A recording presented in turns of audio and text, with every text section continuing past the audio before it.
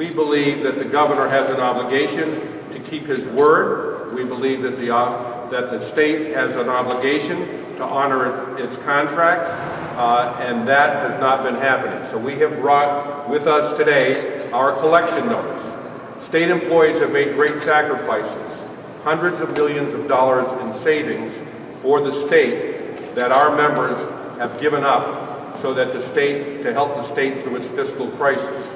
And unfortunately, the governor, rather than thanking employees for their sacrifices, has turned his back on them and refused to pay the negotiated pay increases.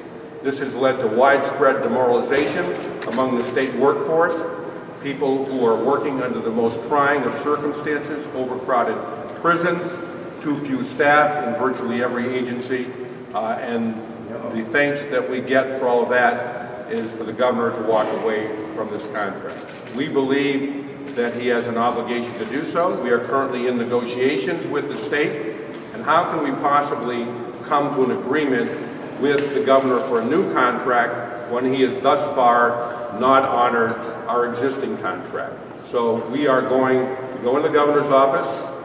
We believe he may not be here, but we would hope that there's someone in his office that will speak with us so that we can express to them our anger at the governor's refusal to honor our contract, the demoralization that he has caused among frontline workers in the state, and it is our hope that he will reassess his position. He has unilaterally decided not to pay people, and he needs to do that. This, at the end of the day, is the land of Lincoln.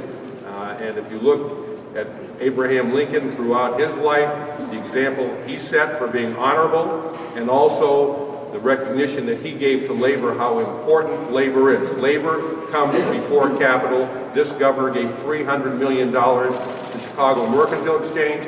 He can pay frontline workers, correctional officers, mental health workers, social workers. He can pay them with their own. They certainly deserve it, and they certainly need it a lot more than the Chicago Mercantile Exchange.